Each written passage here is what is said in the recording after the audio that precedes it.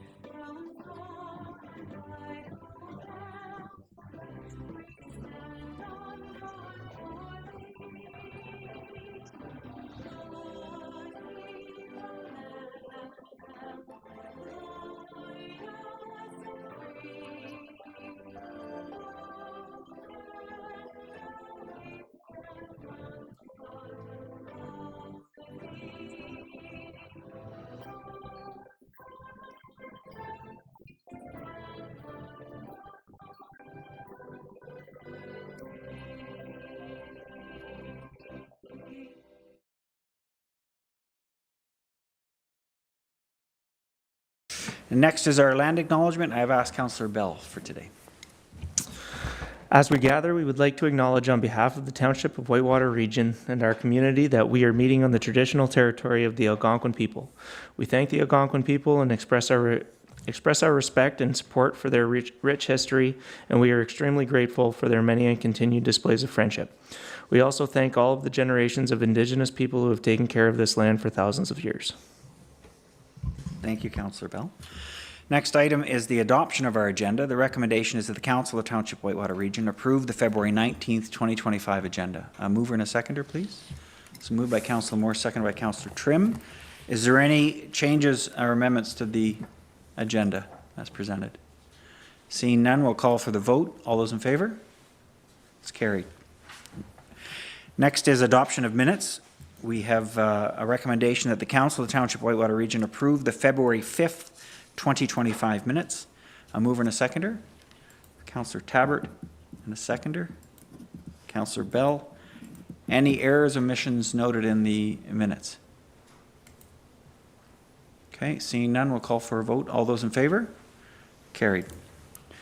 Good. Next, committees and boards. So we have one committee that minutes have been enclosed, and that is the Renfrew County Vet Services Committee. And Councillor Tabbert is our representative on this committee. Is there anything you want to add to what you see there? Nothing to add, thank you. Excellent. I know that we have talked to the staff to see if we might be able to have a rep from the committee come and do a presentation to council. What does it mean? What do those numbers mean in terms of total livestock numbers? How do they get it? What other things does the Renfrew County Vet Services Committee do for us? So I know that's in the works with the staff. Excellent. Next item is disclosures. Is there any disclosure of interest in any of the items on the agenda today? And I see none. Excellent. That leads us into our next one, number 6, which is the presentations. And today we have Miss Amanda McParland from the Renfrew County Real Estate Board, who is going to do a short presentation for us today. So welcome, Amanda. You can turn on your mic and the floor is yours. Good afternoon, everyone. Again, my name is Amanda McParland. I currently serve as the president of the Renfrew County Real Estate Board. My term is coming to an end here at the end of March. But quite happy to serve in this position. I've been on the board of directors for a few years, and yeah, quite happy. It's great learning experience. We've had a lot of change within organized real estate, so that's been a great learning experience as well. And looking forward to what the next chapter is for real estate in general, what's happening with the market, but also the organized side of real estate. So thank you so much for having me here today. Just going to chat a little bit about statistics and the market and what's happening in Renfrew County.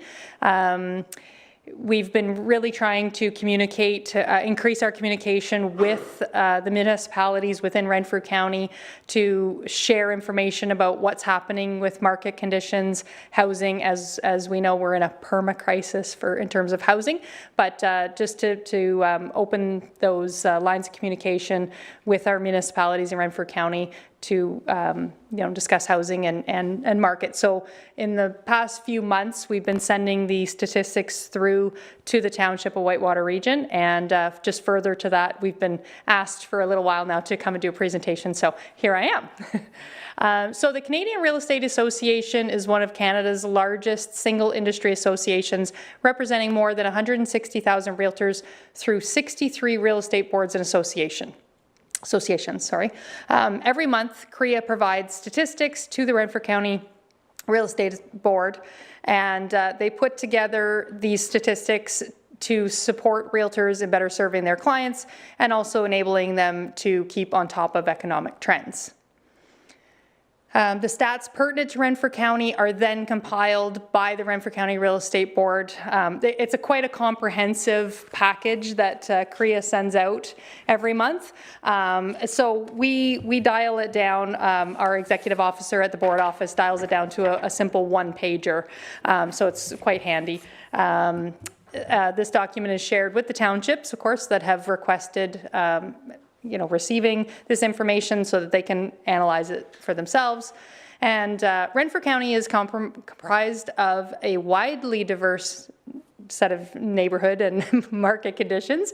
It's important to note that your local realtor, of course, is the expert when it comes to interpreting the data and how it specifically impacts buyers and sellers. So here's a snapshot. We have 17 municipalities within Renfrew County. So again, quite diverse and just a wide range of, waterfront and farm, rural, city, you name it. Arnprior is our furthest east. Of course, that's getting more into sort of the Ottawa market and those kind of stats and everything like that. So it's quite a wide geographic area, but hopefully we serve our members well. So the information provided is sales activity, average sale price, average days on market, number of active listings, and number of new listings within that month. So again, a kind of a snapshot. So we'll have the number of sales in January, for example, 2025, as compared to January 2024, the percent change, the 5-year average, and the average days on market. And then we do the same thing for price. We show it compared to last year as a percent change and the 5-year average. And then at the bottom of the one-pager, we have all of the new listings for the previous month, all the active listings, and then the percent change compared to the years previous. So this data assists in determining fair market value for properties. Realtors use this information when preparing a comparative market analysis.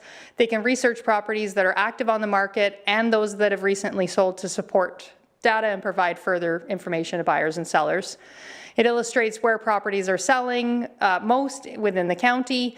It helps manage expectations of sellers and buyers, and it showcases overall industry trends and provides it as an indicator of whether we are experiencing a buyer's market or a seller's market.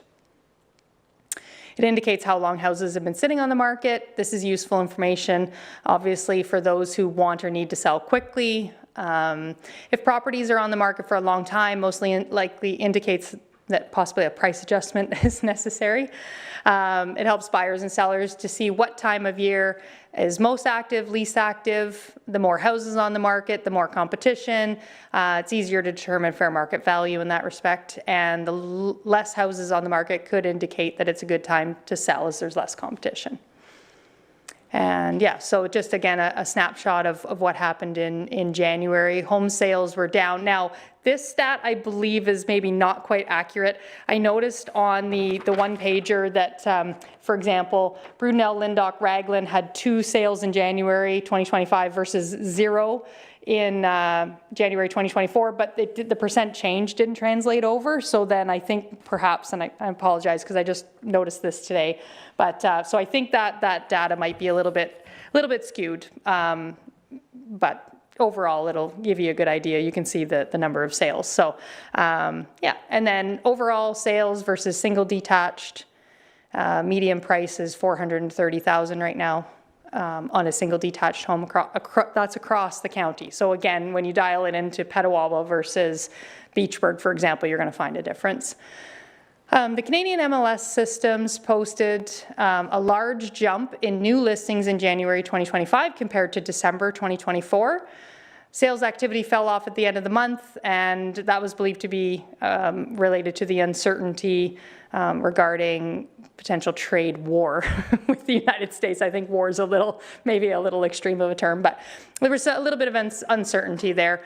Aside from some of the wild swings that we saw during the pandemic, this was the largest seasonally adjusted monthly increase in supply on record since going back to the 1980s. So a little bit of uncertainty about the economy might deter some buyers, but the lower interest rates will provide opportunities for others. So we are definitely seeing there's pent-up interest from buyers. And yeah, I think people have been sort of waiting in the wings and seeing what happened. And now we've had a few interest rate drops. So that's boosted things a little bit. So that, in a nutshell, is my presentation. I'm certainly open to any questions that you might have. I would invite any questions. And again, we're really working within the Renfrew County Real Estate Board to open up those lines of communication and keep communication going with our municipalities within Renfrew County. Perfect. Thank you so much. Sorry, I talked too fast, probably. Oh, no. No, it was smooth, and I love the slides. Thank you. Excellent. We'll throw it out. Is there any questions from members of council? Yes, Councillor Moore. Thanks, Amanda.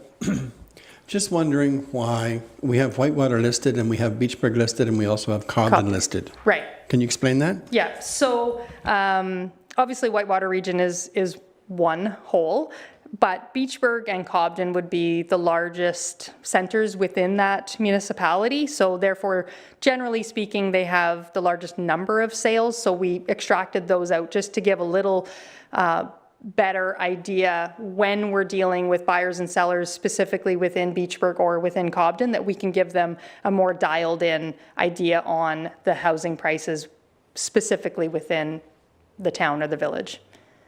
That's because some of the houses in the country, not necessarily in the residential areas, would be different price.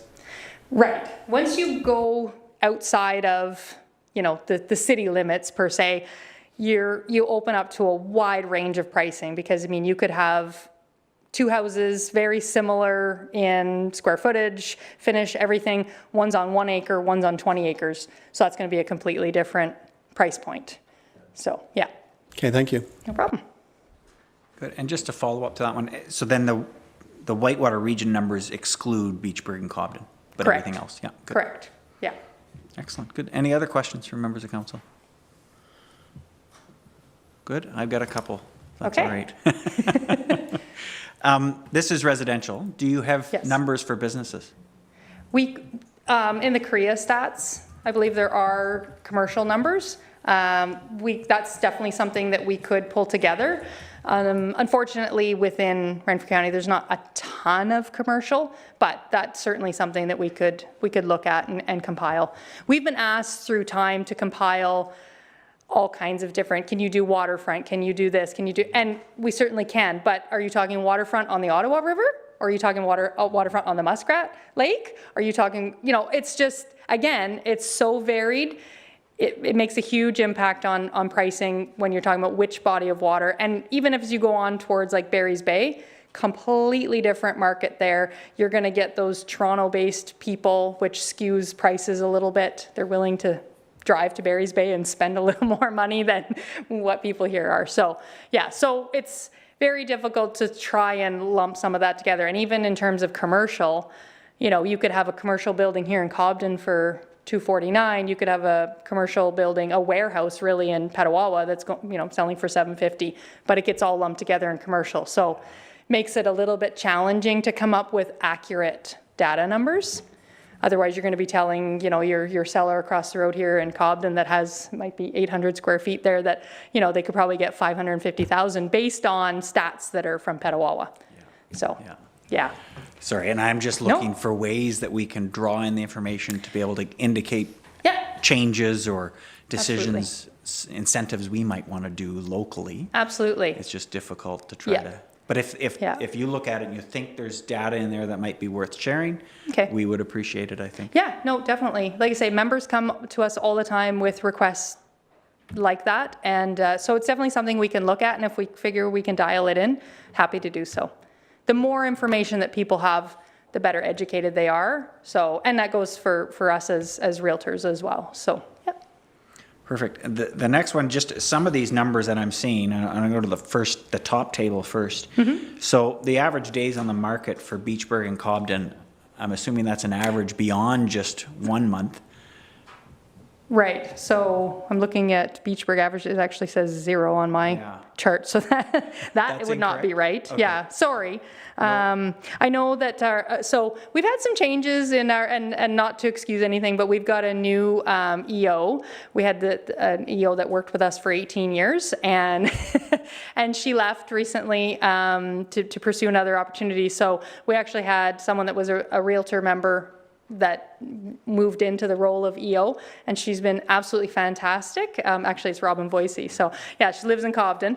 She's been absolutely fantastic, and I give her complete credit. We since then, our administrator has left the office to pursue another opportunity. So we've had a little bit of staffing challenges. I'm sure you guys can appreciate that. And so, but Robin has been great. She's been rolling with everything. So I give her a lot of credit. But yeah, it's a challenging role to fill, and then to do it now on her own. It's been interesting, but yeah, we'll get some of this dialed in. Yeah, but, drinking from the fire hose, as one could say. Good. Yeah. So then just a relative question, and I don't want to pull the numbers from maybe the back of your head or something, but when you look at the days on the market for Beachburg, Cobden, and even Whitewater as a whole, do they tell you anything as a realtor? So for Whitewater region, we're 48.6. That is a pre-COVID normal. Used to be 45 to 60 days was the average days on market. And that was, so I myself have been licensed for just over 13 years.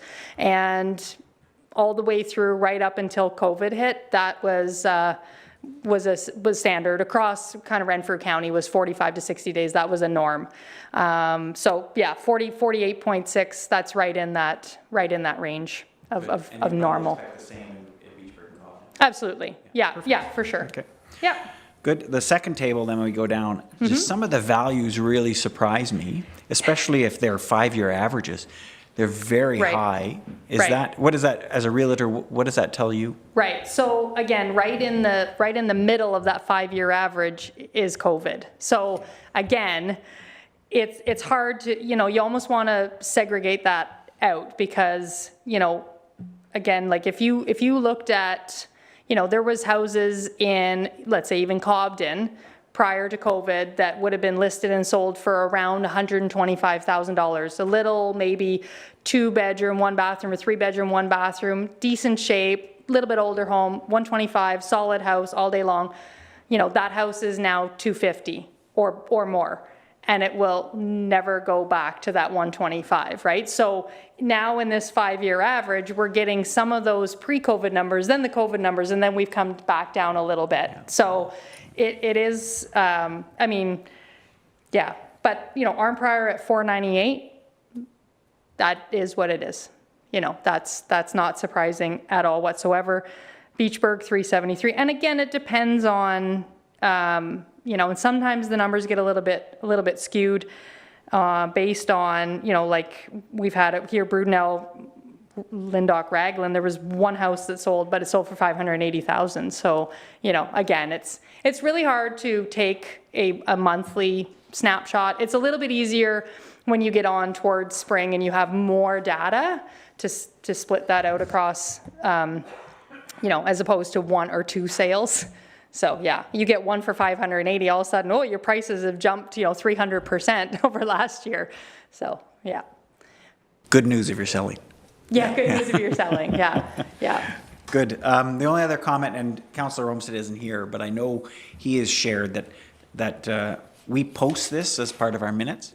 Okay. And I know that he also shares it with local developers. They find this sheet of paper absolutely outstanding for them to help influence their decisions about where and what they're developing. So thank you. I will make sure before you post it that some of these little anomalies get corrected, if you don't mind. I'll make sure Robin looks at that tomorrow and gets that corrected. Just, I don't want to send out incorrect data. I mean, if people are using it, and that's great that people are using it. And I mean, for us as realtors, like, you know, this is your cheat sheet right here. these are the stats, right? This is what's happening right now in Renfrew County. So, you know, it's, my husband jokes and he says, you know, the industry drives him crazy because there's no rhyme or reason, you know, because this house sells for 500 and then the house down the road that's exactly the same sells for 520.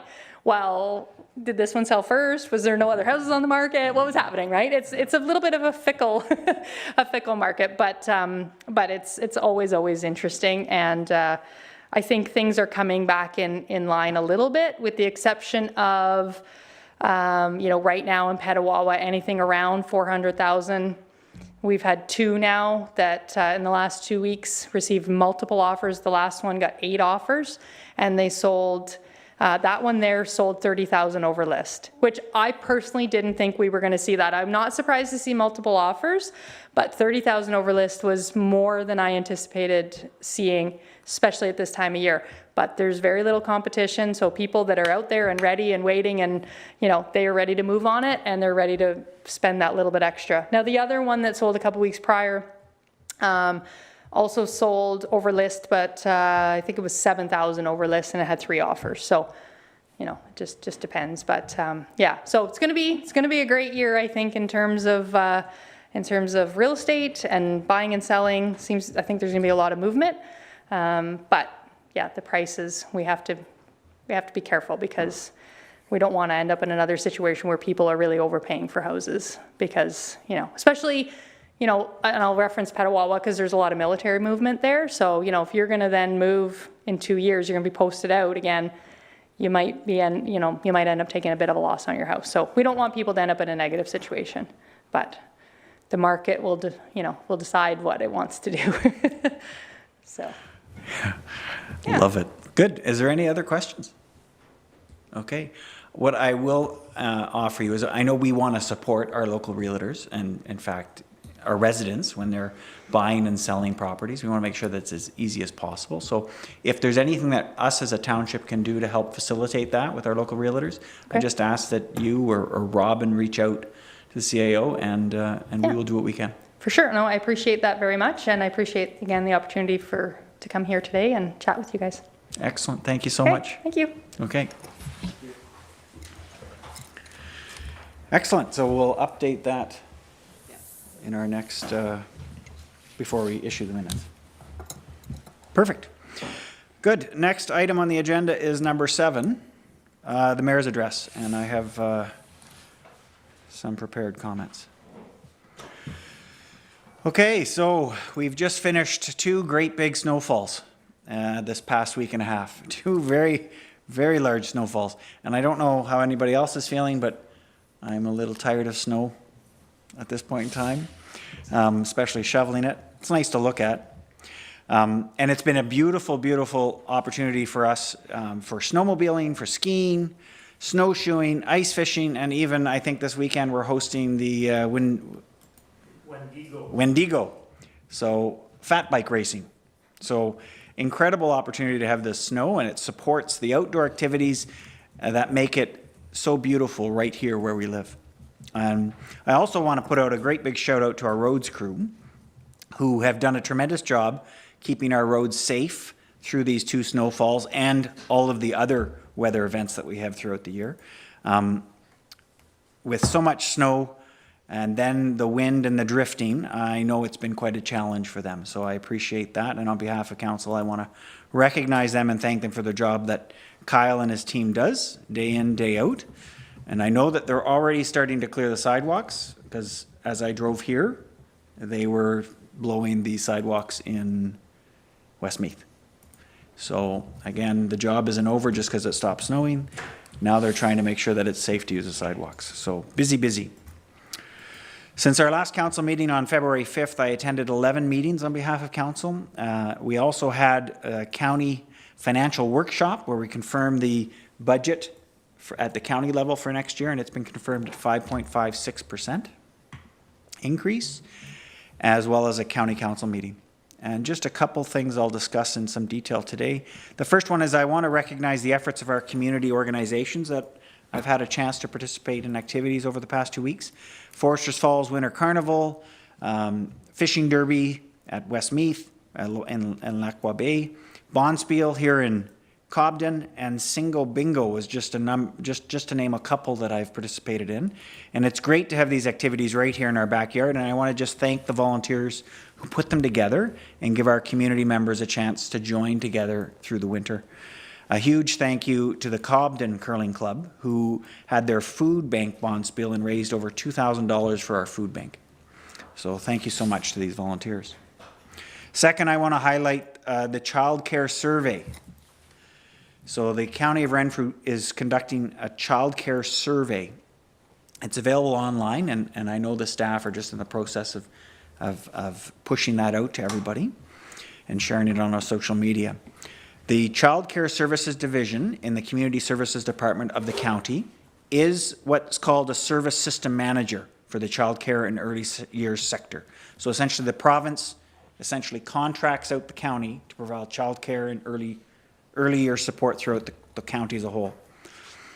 So this survey will look at where the sector is, assess community needs, identify successes and barriers, and use all that information to inform and create a plan for the next 5 years. So part of the process is getting community engagement, and there's an online survey for families to complete. So I would encourage you, if you have families or you're a caregiver in some way, shape, or form, to fill out this survey and encourage your friends and neighbors to do this as well. What we want to make sure is that the needs here in Whitewater region are clearly identified and help support that 5-year plan to increase childcare and access to childcare in our community. The more participation we have, the more accurate it will be. And if there's any questions, please don't hesitate to reach out to me or members of the staff, and we'll connect you with the Families Children's Services organization.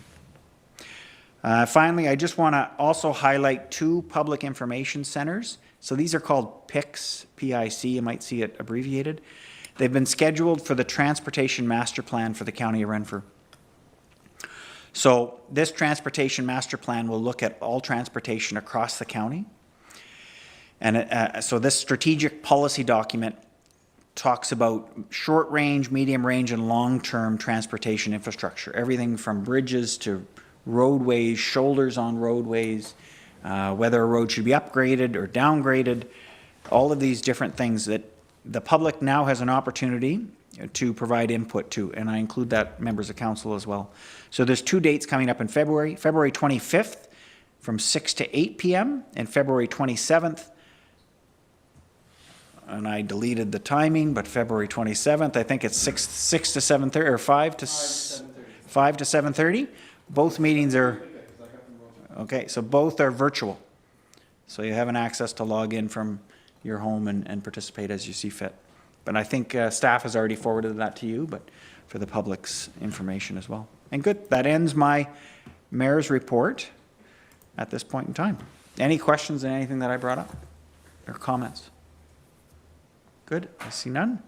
We'll move on to reports. First one on the agenda is 9.1, which is our Whitewater Region Swim Program Partnership. And the recommendation is that the Council of the Township Whitewater Region approve participation in the following swim programs up to a maximum cost of $5,000.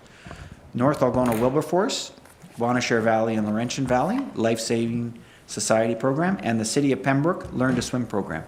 A mover and a seconder, please. Councillor Bell and Councillor Tabbert. And Manager of Community Services, floor is yours. Thank you, Mayor. So we don't have a swim program here in Whitewater, and we were looking at providing something in the terms of a life-saving service to our families, and this has been provided previously here. They were not offered 2017, 2018. 2019, we ran it in-house with lifeguards and offered the swim lesson program.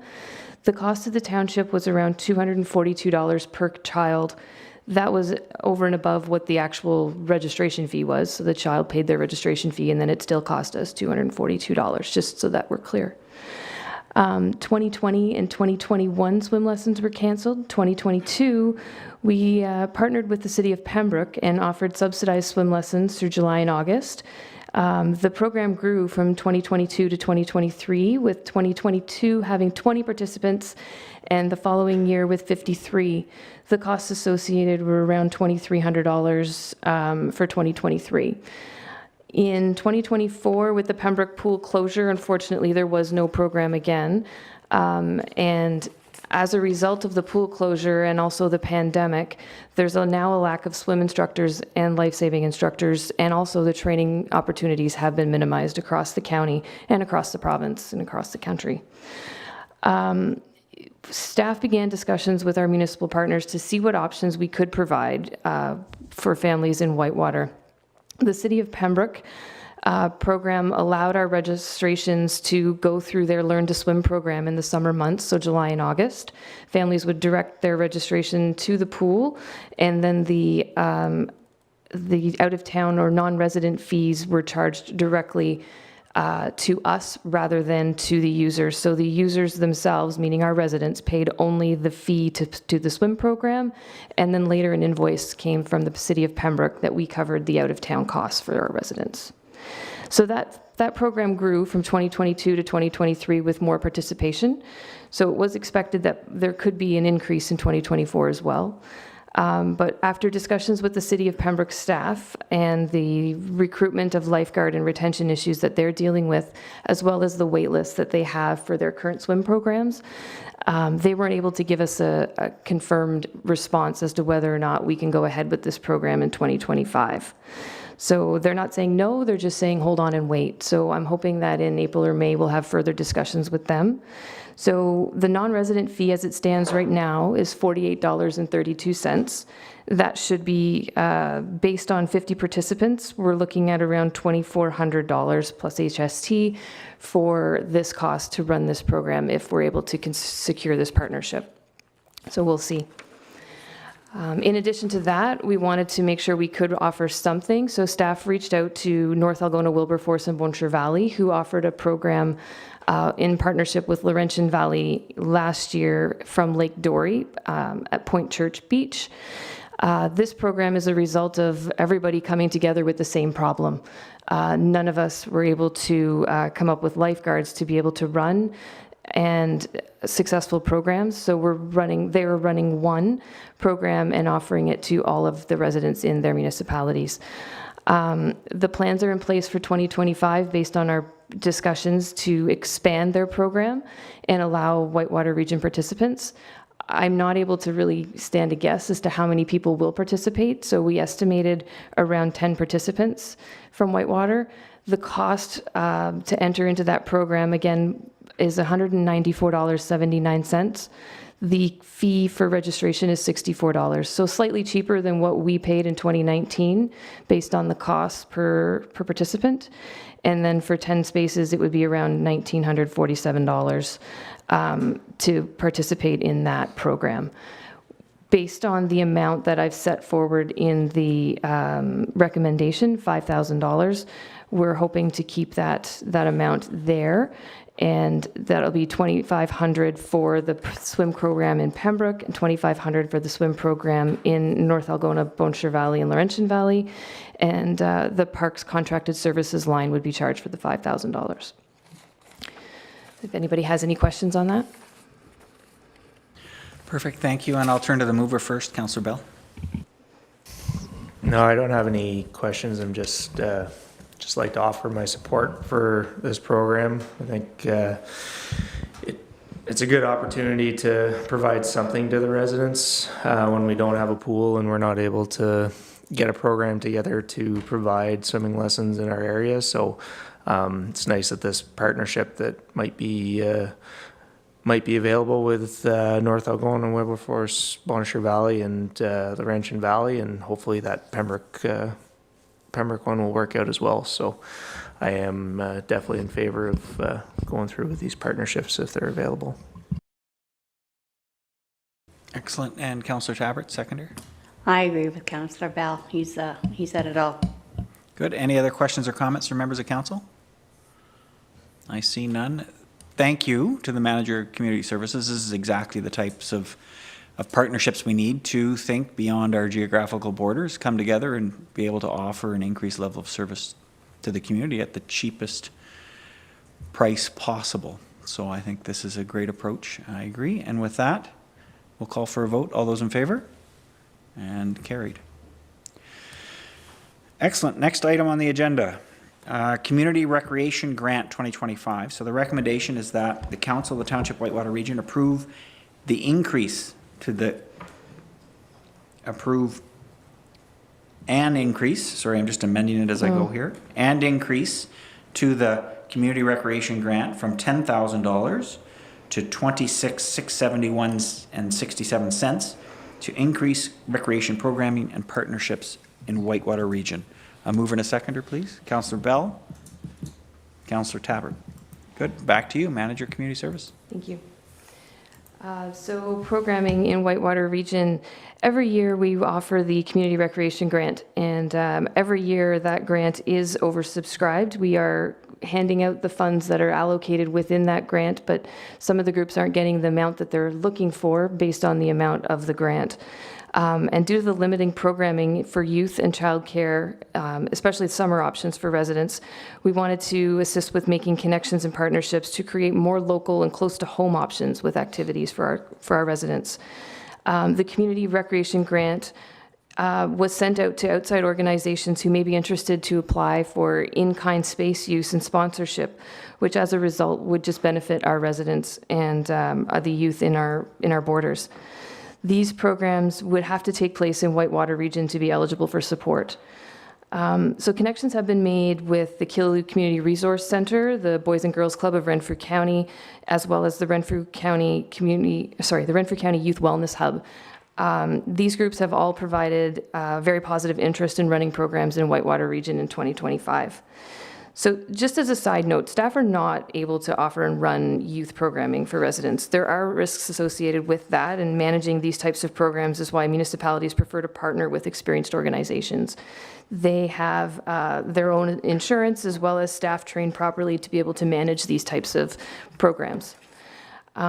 The groups that also, these groups are also dependent generally on grant funding for their staff and their programs, and rental of space for facilities is generally where they lack support and opportunity. So we've looked to these other organizations to move forward in this, and I'll start with the Community Resource Center. So I've kept the links on the report. If you want to look into their groups specifically, you can click on the links through the website. The Community Resource Center, though, is a multi-service rural community hub, serves all ages and stages, and provides community-based supports and services to towns and villages in Renfrew County. So this organization does have a history of running summer day camps in Westmeath, as well as the Game On program. For 2025, they are interested in finding additional ways to support Whitewater Region and have agreed to run a day camp in Westmeath, July 8th to 11th, and a day camp in Cobden, August 5th to the 8th. And these are for youth ages grades 3 to 8. The registration cost for the families for these two programs will be $100 each. So that's for the week, which is 4 days, not 5. It's the 5th to the 8th and the 8th to the 11th. But it will be $100. And if assistance is needed with the fees, they can apply to Jumpstart. So I've just listed the costs of the camps under each category, so you'll note that as we go through. The Boys and Girls Club of Renfrew County, their mission statement is to provide a safe, supportive place where children and youth can experience new opportunities, overcome barriers, build positive relationships, and develop confidence and skills for life. So they are more than willing to begin offering day camps as well as after-school free programming in Whitewater region. The Boys and Girls Club is currently making plans for 2025, and their outreach is meant to be servicing their outreach right now as a goal for their board is to outreach to underserved communities as a part of their direction. So they have agreed to run week-long camps this summer as well. The dates that I've provided include Beachburg, July 14th to the 18th, Cobden, July 21st to the 25th, Beachburg, July 28th to the 1st, Westmeath, August 11th to the 15th, and Beachburg, August 18th to the 22nd, and then again Westmeath, the 25th to the 29th. Those week-long, 5-day-a-week programs will be $200 for each week. The Boys and Girls Club, just as a side note, does have a yearly membership. Each membership fee is required to access their programming, and it's $40 for a membership. And when they pay the membership fee, they will be able to access, in addition, the free program that they're offering for after school. So you'll note the next is the after school program this fall. That will be a free program once they've paid the $40, and that's an annual fee. So that'll be a weekly program, 1.5 hours a week. 1.5 hour programs twice a week we've put down 18 weeks. So it'll start in September and end in December. And then in addition to that, they're interested in running a PA Day program. They would do I've got 5 days and then 9 hours a day for space rental. It's all right now based in Cobden and includes ice rentals and slab rentals in that rate. So just so that we're all tracking. What we're trying to do with this program is to get a handle on where the need is. So we're starting with the weekly programs, moving to the after-school programs, and then seeing where the interest lies. If they're having issues with registration, then we'll move from there. The last group is the Renfrew County Youth Wellness Hub. So this group is an organization dedicated to youth ages 12 to 25, so the older age groups, and their families with mental health, substance use, primary care, education, employment, housing, life skills, peer support, and community outreach. So they do have a monthly calendar of skills and well-being activities in 2 locations in Renfrew County, one in Pembroke and one in Renfrew. They would like to expand to introduce a Whitewater Region pilot program and inquired with us about a weekly program. So they're estimating in general they have 3-hour programs once weekly. They want to try it in the summer. So that's their plan. And we'll see what we get I'm not sure if they do registration, but we'll see what we get for interest and we'll go from there. In addition to that, we would like to be able to offer an additional weekly program. In the short time this report came together, and I'll emphasize short, it was recognized that we should consider an additional program based on somebody else that may reach out. So I've added in a line here to say in-kind space for this program based on, again, the costs in Cobden, once weekly times 18 weeks and an hour and a half long program. And I would start advertising that out to say if you have an interest, please contact me. And we'll go from there to see. And it may end up being an application type process, but I would like to have another opportunity available if something comes up in the meantime. So financial wise, the current budget in 2025, the recreation grant is $10,000, and that is split between the spring and fall intakes. Usually the spring you can take up to 60% and the fall ends the 40%. As I said, it is generally oversubscribed, so staff would like to not not overtake that grant opportunity from the current users, therefore increase the amount from $10,000 to $26,000 based on the costs that are outlined below. And we're seeking to increase that by $16,671.67. And that would result in $5,647.68 paid out to other facilities to accommodate the youth programming in Beachburg and Westmeath. And we would go from there. So now, because this funding model is not budgeted in 2025, and the cash paid out would be taken from the Recreation Reserve unallocated fund. And we'll connect with the community organizations and provide an update to council with the next budget as to what we want to do going into next year with the community recreation grant. If anybody has any questions. Wow, 2 very long reports. Excellent. This is exactly the work that needs to go on. But I'll turn the floor over to Councillor Bell as our mover. Yeah, again, no real questions. I think this is a pretty exciting opportunity for our area. I met with the Boys and Girls Club with Stephanie over at the rink the other day, talking about some of the programming that they might be able to offer here. And it sounds like it could be a good opportunity, not just for the summer camps, but for before or after school programming as well for childcare. That our community here is severely lacking right now. So the opportunity to create these relationships and build on them, and hopefully get some participation from the community in these summer programs, especially whenever these dollar amounts, they're in-kind contributions. So if we can provide that space to them, they can provide these opportunities for the community. I think it's an awesome opportunity moving forward for our area, and hopefully we can kind of develop that into our before and after school programming, because that's where I think it's super valuable. The other just note on it as well, speaking with the Boys and Girls Clubs, they offer sports, art, cooking nights. There's different activities that they put on at these camps. So where a lot of our recreation is centered around our arenas and sports, this is also an opportunity for the township to be associated with something outside of just the sports. Not that we do the programming, but where our funds are going. So definitely in support of these in-kind contributions and increasing the community grant amounts. Thank you. And our seconder, Councillor Tabbert. I too support this, and I do have a couple of questions or comments I want to confirm. It says in here that it's a fee charged per family, so it's not has nothing to do with the number of children in each family. It's per family.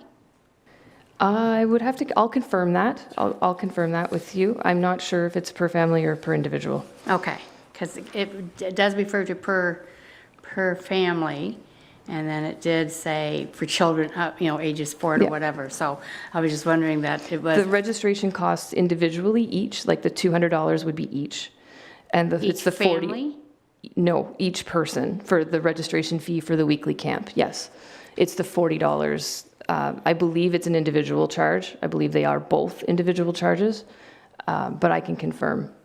Okay, because it says the cost to the families will be $200 each and is available to children ages 4 to 13. So yes, I should. That's Yep. for each family, regardless of how many children. No, it'll be per child. So it should have said costs to families will be $200 each child. Each child, okay. And why is there nothing scheduled at all for Foresters Falls? I'm not saying there's nothing scheduled right now for Foresters Falls. I'm saying I'm leaving opportunities open.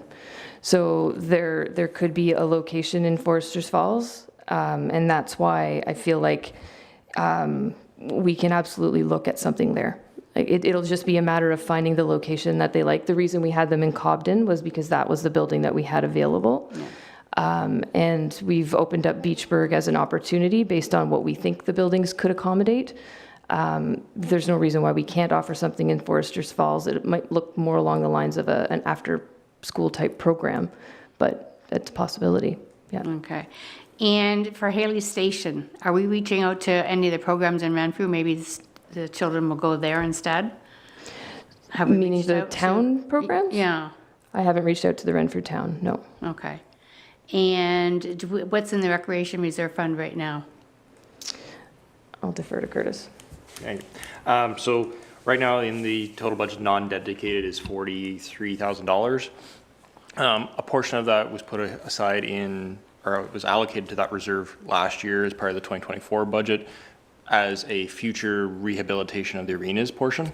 So the amount that's kind of left as non-dedicated to anything is $8,768. So this still falls within that non-dedicated portion to be allocated to this purpose. Okay. Thank you. Stephanie, thank you for all your work in this. This is great. We do need something for our children here. I have heard that a few times, so thank you. Thank you. And Councillor Moore? Just one comment or query, I guess.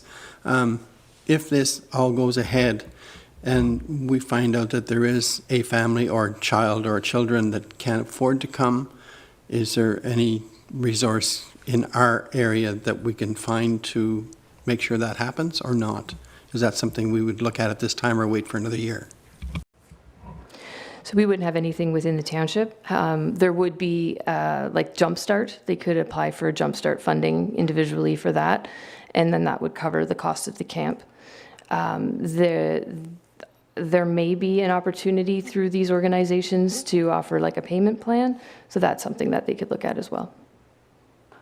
Great, thank you. Excellent. If there's no other comments, I'm going to make a couple comments again. So the Jumpstart funding, as I understand it, we've used it before in my past experience with hockey. It's a very easy system for parents, families to use, and it can be facilitated by the organizations in terms of redirecting them in the conversations. And I assume that's what's going to happen, is they'll call into one of these organizations, sign up for it, maybe talk about the financial hardship, and then be redirected to the Jumpstart organization. I'm also confident that if we get feedback, there may be other organizations in our community that may want to jump in, and I would just encourage our manager to keep the finger on the pulse and maybe make other connections if necessary. Partnerships with other local groups. I love the fact that it includes basically another opportunity for another program and allows you to shape it based on whatever might come up, whether that's in another location like a Foresters Falls or just a completely separate group. I think that's a great opportunity. I just want to also highlight for those people that might be reading this or looking at it later, a lot of the cost estimates have been done and they're noted in brackets. It's based on Cobden fees. That doesn't insinuate that the program will be held in Cobden. It's just using Cobden as a reference point. It will be wherever the demand is or it's facilitated by the group volunteering to do this. And I'm getting the nod from the manager. It's good. And I will just echo Councillor Bell's comment about before and after school programming. This is a huge demand in our community, in addition to non-sporting kind of programs like proposing. Before and after school care, just like child care, is absent in Whitewater region. And if we want working families to live here and raise their families here, we need to make sure that that's a resource for them to have available. And this may be a first step in creating those partnerships to have that happen. So I'd encourage Councillor Bell, our manager of community services, keep looking at this, keep exploring it, and if you see opportunities, let us know. Good. No other comments or questions from members of council? Staff, I'll give you a final opportunity. Anything you want to add? No? Okay, I'll call for a vote. All those in favor? And it's carried unanimously. Thank you. Good. Next item on the agenda, 9.3, Whitewater Region Municipal Liability Insurance for Recreation. And the recommendation is that the Council of the Township Whitewater Region adopt a bylaw to establish a municipal liability insurance program policy. A mover and a seconder, please. And I'm going to go back to Councillor Bell, and I'll go to Councillor Trim as a seconder. And this goes back to our manager of Community Services. It's all about her for the first 3 items. Thank you, Mayor. So some of the background, as you're all aware, based on our insurance provider's recommendations, as of September 2024, the township requires verification of liability insurance from all users. To assist in that program, Whitewater partnered with Instant Risk Coverage, recommended from our provider, who provides insurance to our users. The liability insurance premium charged to the renter depends on the use of the facility, the sport versus non-sport, high risk versus low risk. So that's directly from Instant Risk. So as a side note, our municipal insurer will not cover events including alcohol going forward. So if community events or programs are planned internally by staff or externally by recreation groups using our facilities, insurance policies will need to be obtained.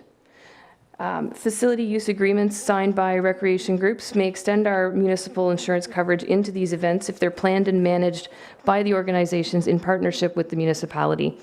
And again, coverage does not include alcohol or liquor service. So as a first step, users sign the user agreements outlining the partnership expectations and planned events use of space.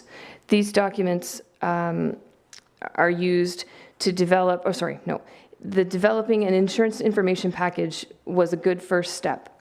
So the documents attached to this report include details with regards to the events and programs, which are generally stated with minimum requirements being listed. It's important to note that with the varying nature of special events and programs, some of which we've never come up with before, there may need to be amendments to our insurance requirements. So the documents that were the document in reference that were created is basically as a general guideline. And when somebody comes up to me and says, I would like to run a program, what do I need to do? What do I need to know? If I tell them they need insurance, they say, what kind of insurance? What do I need? Where do I start? That kind of thing.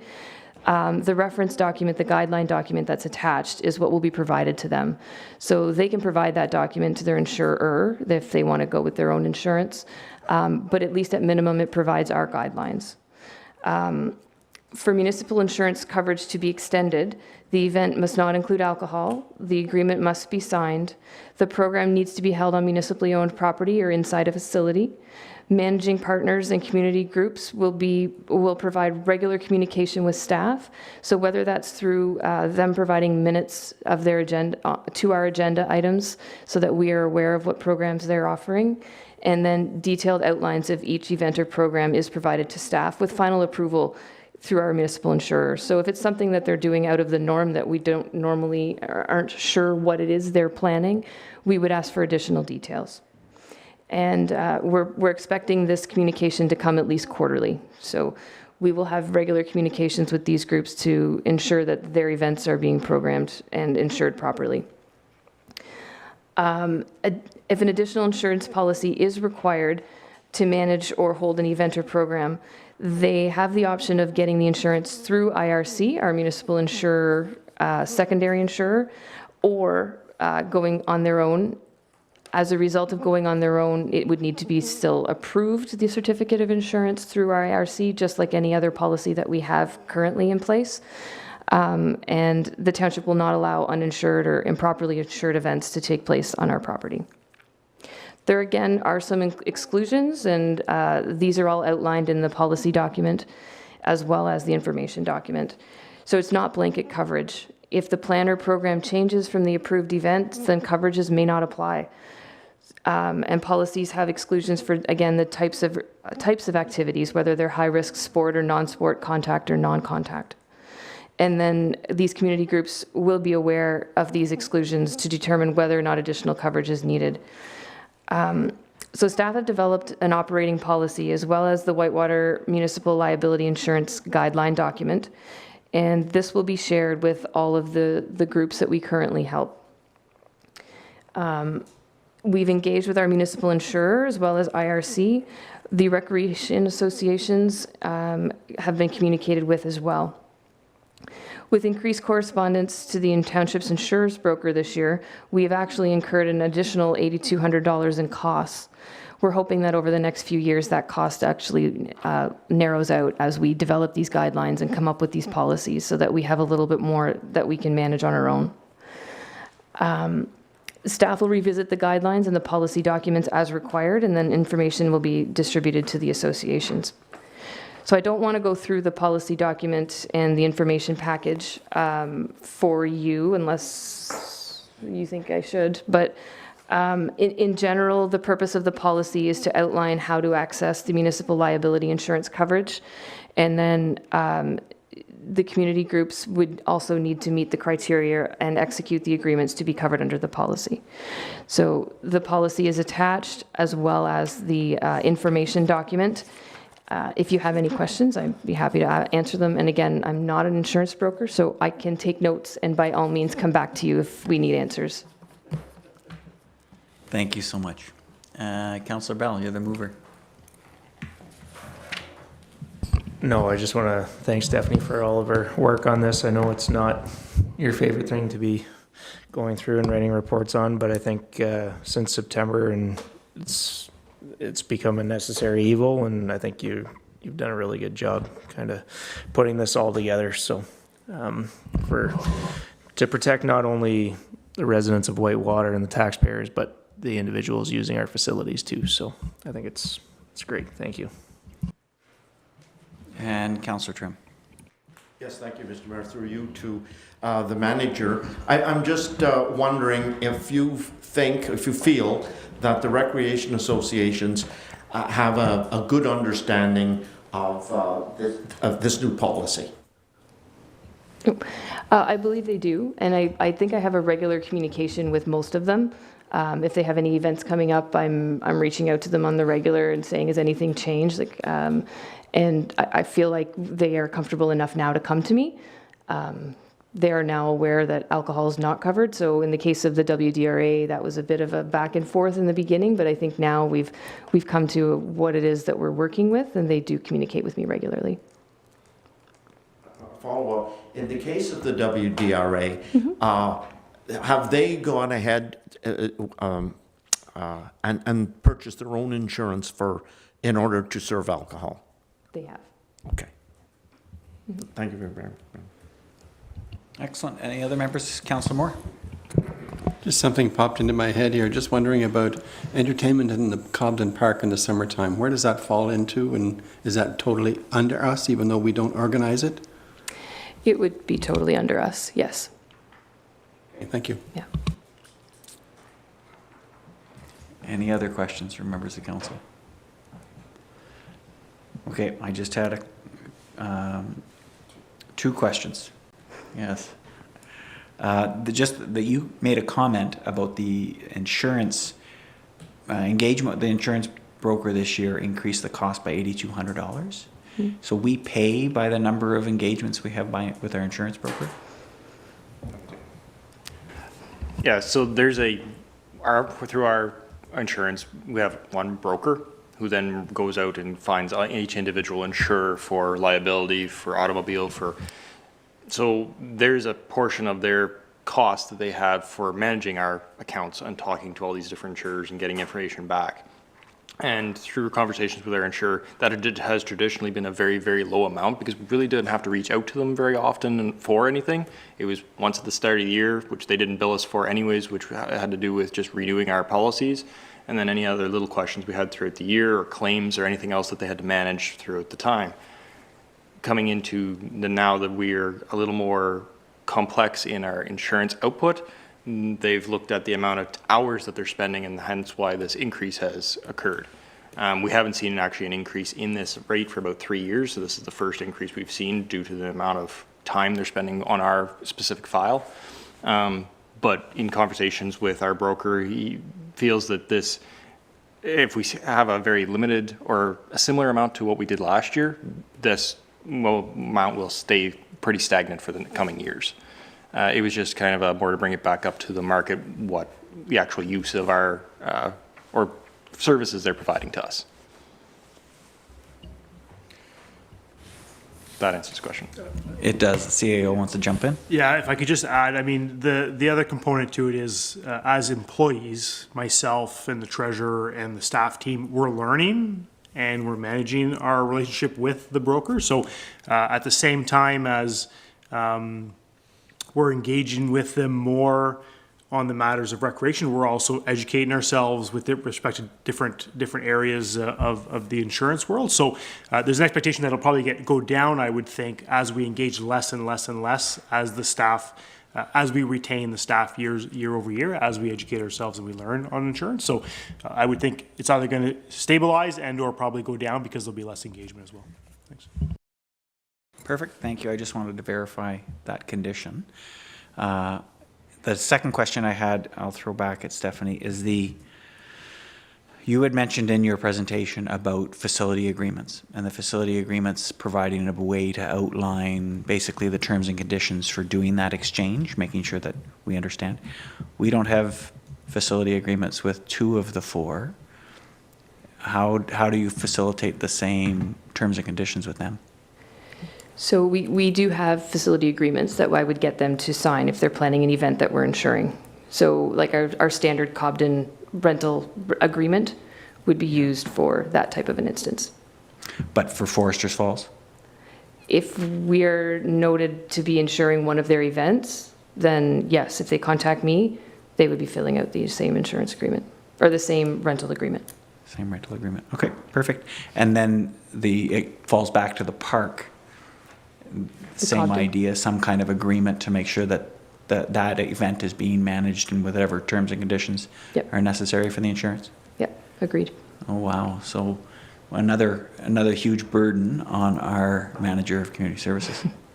But necessary, as Councillor Bell noted, to protect not only the residents, but also the people participating in the event. Okay, so we're going to become very good at this. Excellent. Does that lead to any more questions or comments? Good. Thank you very much, Stephanie, for all the work you put into this. And hopefully this is the start of making it very smooth. With that, I'll call for a vote. All those in favor? It's carried. Thank you. Good. And with that, we're going to call a short recess. It's 5:55 and 5 or 7 minutes. Take a bio break and we'll come back.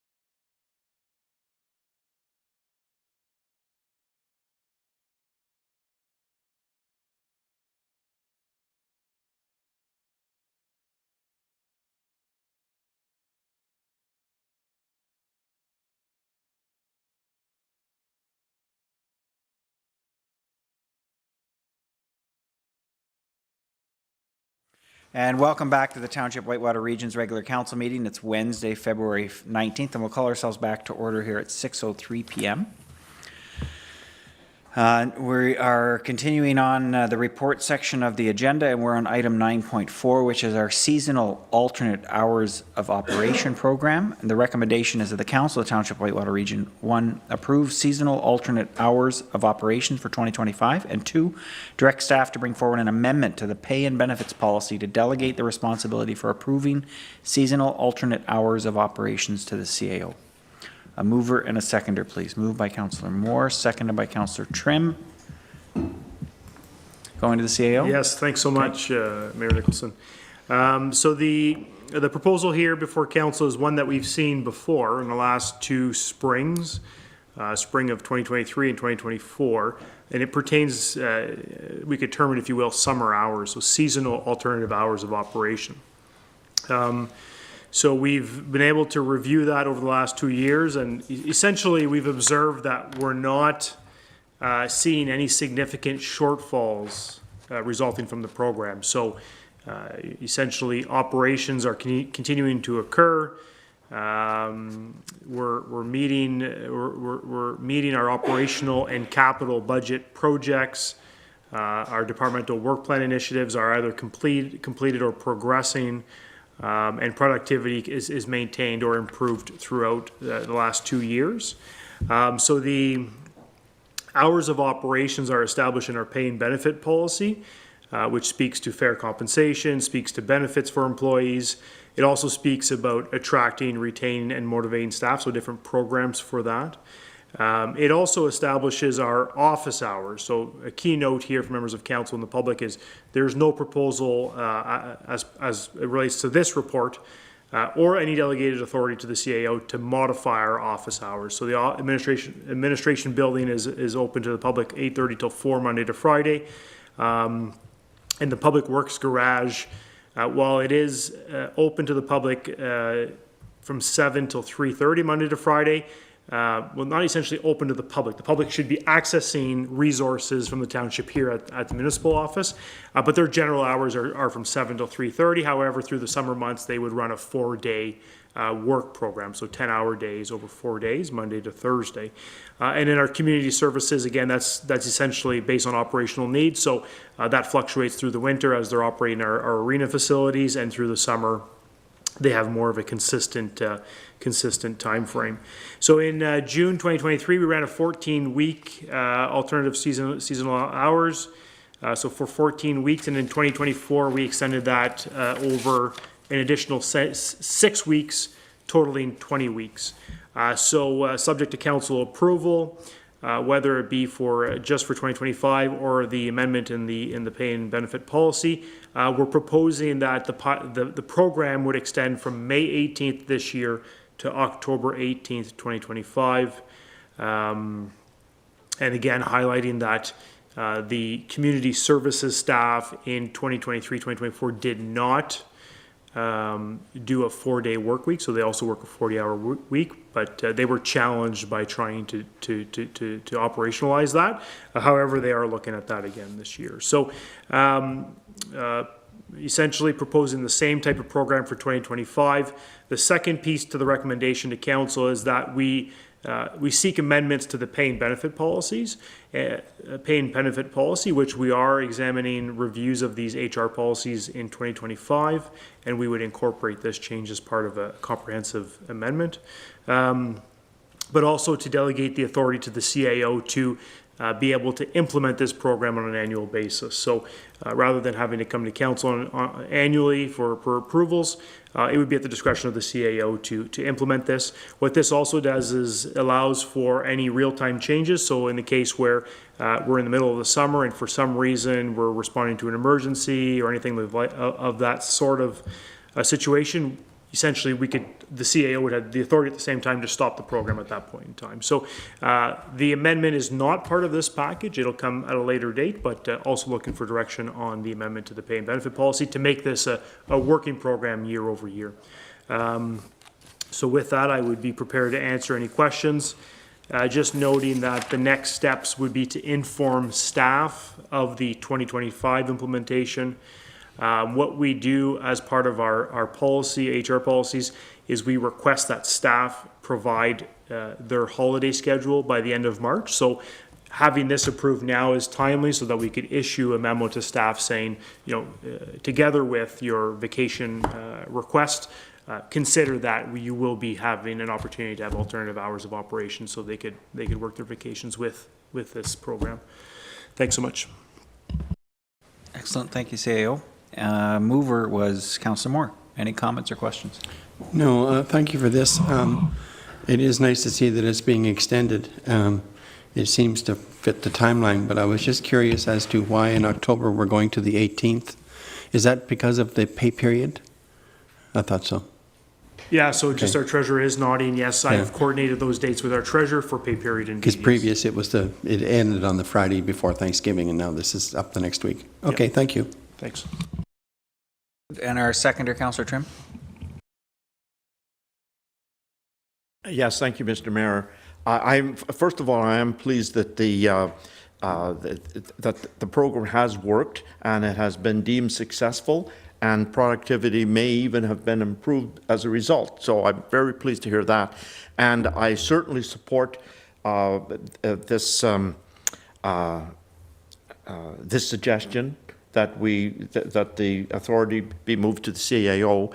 I'm just wondering, though, in the course of business, each year, we as council would be informed that it would be implemented, not that we need to, the CEO would need to get permission to do it or direction to do it. It's just that we would know that it was going to be implemented again, and that when it would start and when it would end.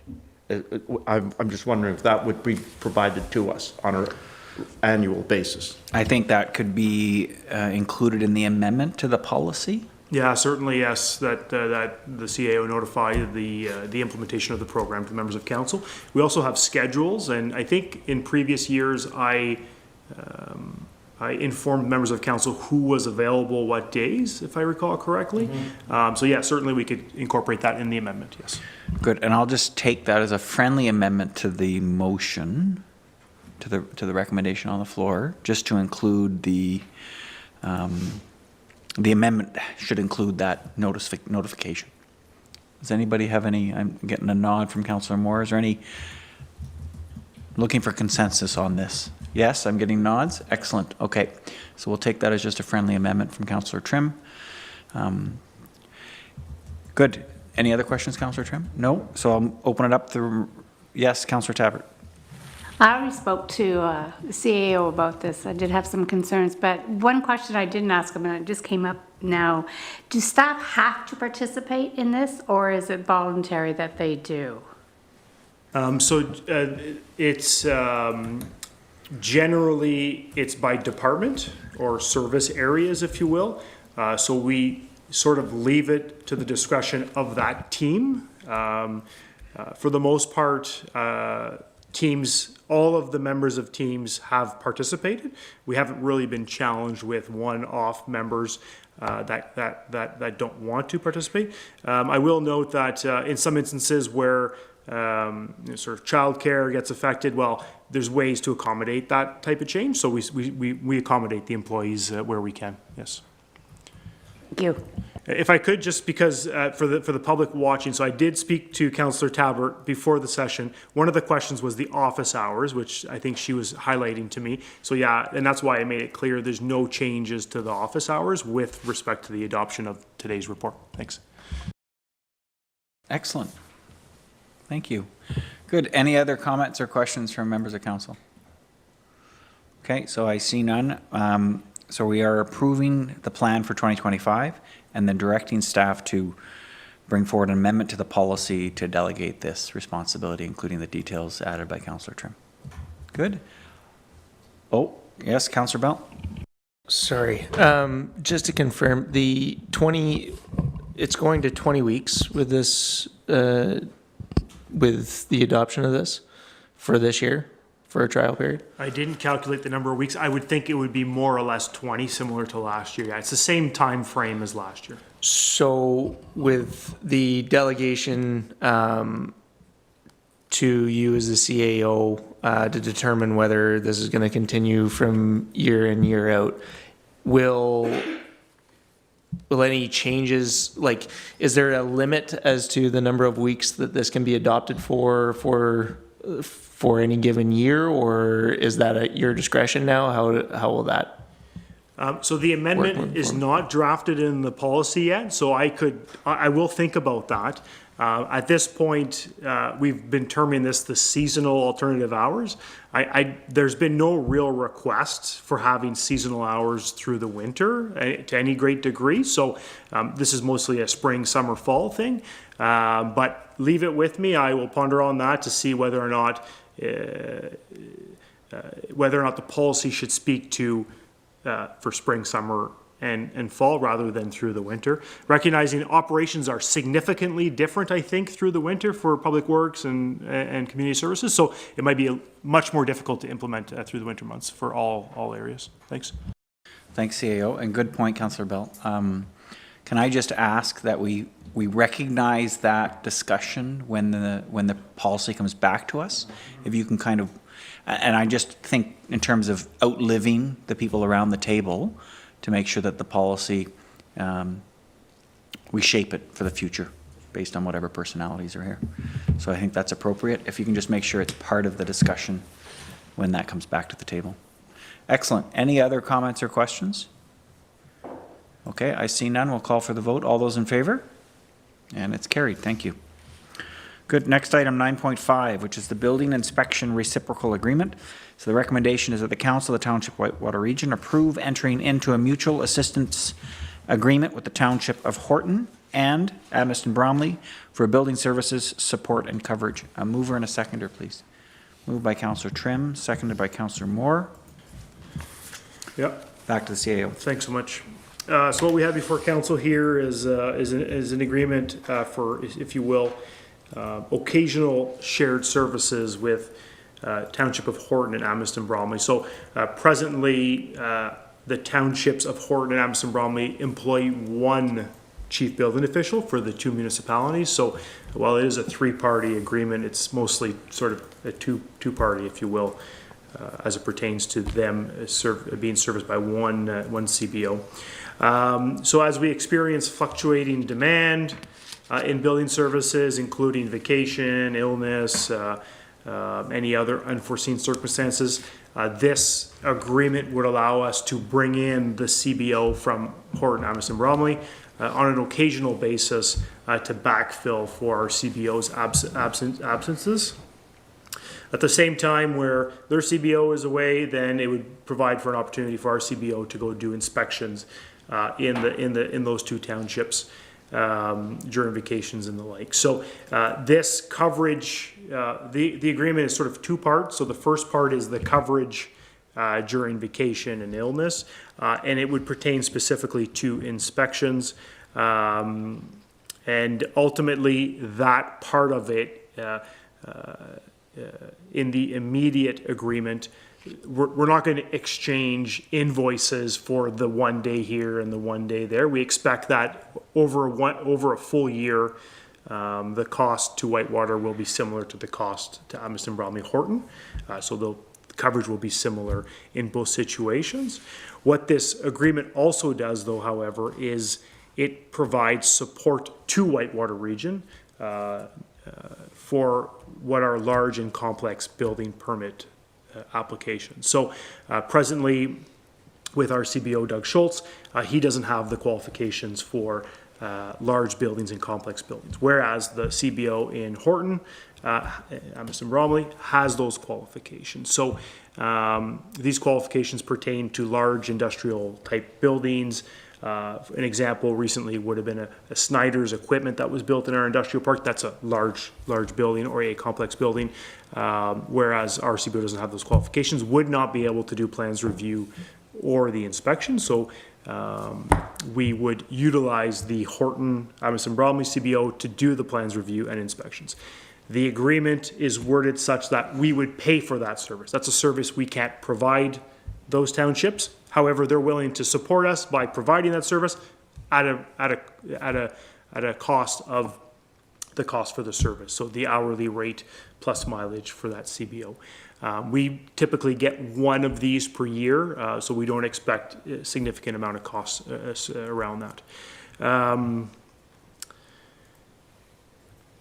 So I think that ultimately summarizes the report. I will note for the public watching is the townships, the councils of Amherst, Bromley, and Horton have not seen this agreement. You're the first to see the agreement. So it is in draft form. The agendas today does not have this agreement in a bylaw. We're not adopting a bylaw to authorize the execution of the agreement just yet. We're still working on some fine print.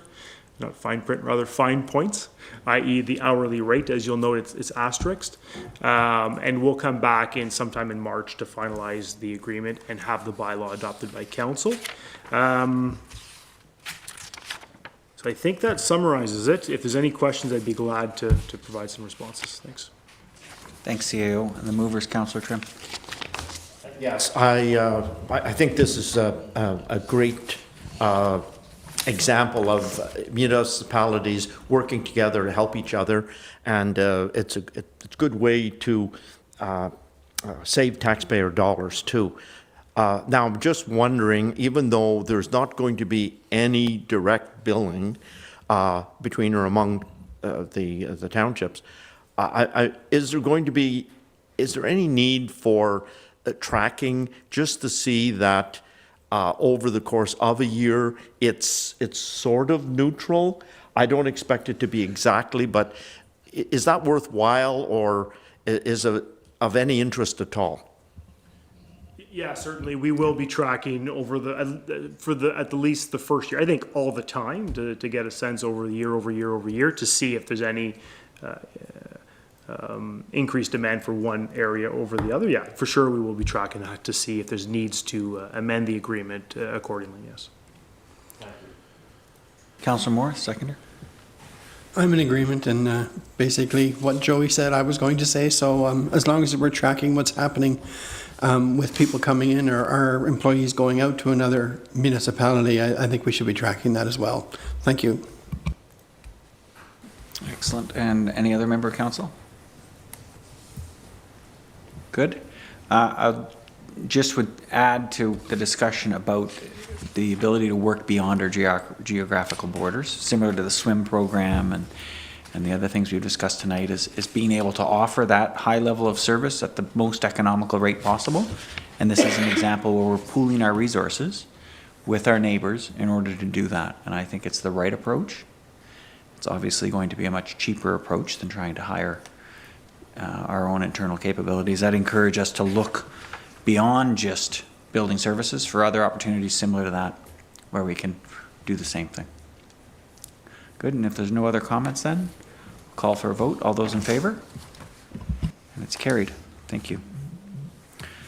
9.6, which is the Integrity Commissioner reappointment. The recommendation is that the Council of Township Whitewater Region direct the clerk to extend the current agreement until December 31st, 2027.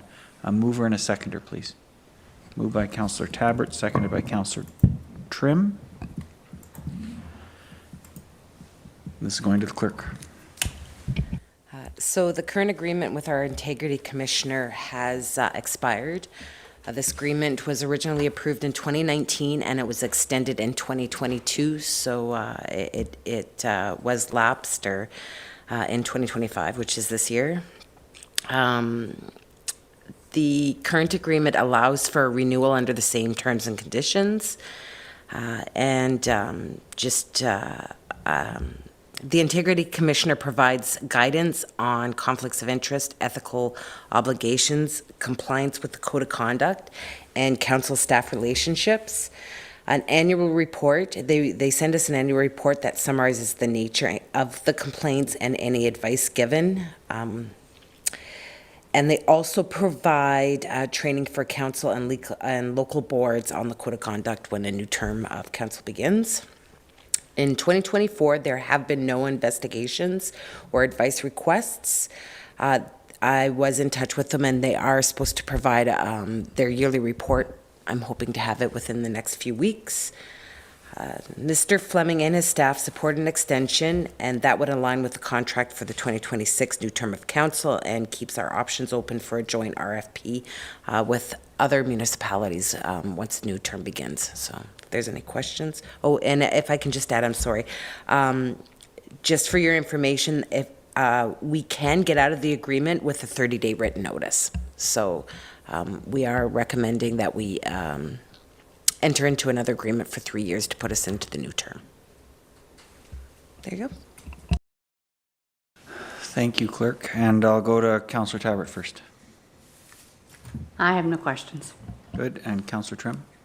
Yes, Mr. Mayor, I'm just, through you to the clerk, I'm just wondering, the new legislation the province is proposing with respect to code of conduct for council members, this could interfere with this agreement in any way? Do we know? Could it change what the Ethics Commissioner needs to provide to us, and could that increase or change our agreement? Is there any information about that? Thank you, Mr. Mayor. At this time, there is no information, so that's why I thought I'd add to that. With written notice, we can give 30 days notice to the Integrity Commissioner. We're hoping that the new Code of Conduct will provide stronger guidelines and a policy that all of Ontario can follow instead of everybody having a different Code of Conduct. So we'll just have to see how it plays out. But again, with the 30-day written notice, we can get out of the agreement. But I'm hoping that the new Code of Conduct just defines the actions that we must take. So, Any other questions from members of council? I just had a quick one on in the financial implications paragraph of the report. It talks about a $150 fee to submit a complaint or question. Is that from any member? That's anything that's, sorry, specifically, if a member of council calls them up with a question, is that $150? Or is that just a complaint that would be submitted by a resident? so yes, it's a resident has to pay. It's a complaint from the resident. If we have questions, they charge us the hourly rate. Sorry, if council has the questions. Perfect. Thank you. Any other comments or questions from members of council? Okay, with that, we'll call for a vote. All those in favor? It's carried. Thank you. Excellent. Next item on the agenda is item number 10, which is a notice of motion. Is there any notices of motion from any member of council tonight? Okay, I see none. Excellent. Moves us on to correspondence. There's only one item under correspondence for tonight, and it's an information item. That's the MLS market activity that was presented to us by Ms. McParland earlier this evening. Does any member of council have any questions or follow-up in relation to that information item, and given that we've had a delegation on it tonight? Good. Staff, any comments? None? Good. We'll move on. Next is announcements. And I'll go to Councillor Bell first. Nothing for me. Councillor Tabbert. Yes, the Grace United Church here in Cobden is having a pancake supper on Tuesday, March 4th from 4 to 7. And the seniors are hosting I'm going to get this wrong, but I wrote down P-flag presentation at the Senior Center in Forest Falls. I know what that is, but... Yeah. So, yeah, that's all I have. Thank you. He's saying, what are you talking about? Joey, will you talk about the Westmeath Carnival? Yes, good. Okay, thank you. And Councillor Moore. Okay, we've had a baby boom going on in our public works. We'd like to congratulate Kyle Eady, Stephen Pekarski, and Lucas Hewitt. They've all become daddies again in the last couple of months, so congratulations to all. Don't have any particulars on each individual, so I'm sorry about that. March 1st, which is a Saturday in Beachburg, there will be a crokinole party at St. Andrews United at 1 o'clock. If anybody would like to come and play, I have a seat reserved for the mayor if he'd like to attend. Thank you. gonna have to get those details. Again, if you can follow it up, just a note for me. I'll put it in the Saturday, calendar. March 1st at 1 o'clock. 1 o'clock, okay. Crokinole, love it. Excellent. Councillor Trim. Yes, in addition to that, the Westmeath Carnival, there's a hockey tournament in Westmeath this Saturday. And with it is the community breakfast. And so you don't have to be going to the hockey tournament to enjoy the breakfast. And so everybody is welcome. And yes, the calendar will have the Westmeath Carnival on it for those, and all the events will be noted there. And that's all I have, Mr. Mayor. Excellent. I'll just give the clerk an opportunity here to bring up this calendar. So she's just trying so hard to get it up.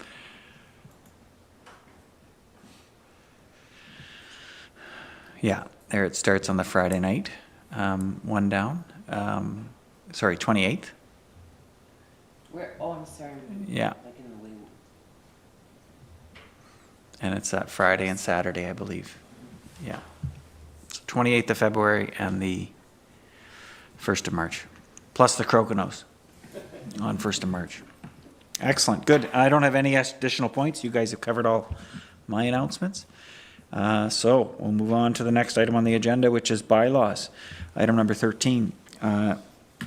There are 2 bylaws listed, plus the confirmatory bylaw. So the recommendation is, be it resolved that the bylaws listed on the February 19th, 2025 agenda be taken as read and passed. A mover and a seconder, please. Councillor Moore and Councillor Bell. Is there any final comments, questions, concerns with the bylaws listed at item 13? Okay, I see none, and we'll call for a vote. All those in favor? Unanimous, thank you. And clerk, there is no closed session tonight? Correct. No closed session, and therefore we are adjourned at 6:30 p.m. Thank you, and we'll see you again in 2 weeks.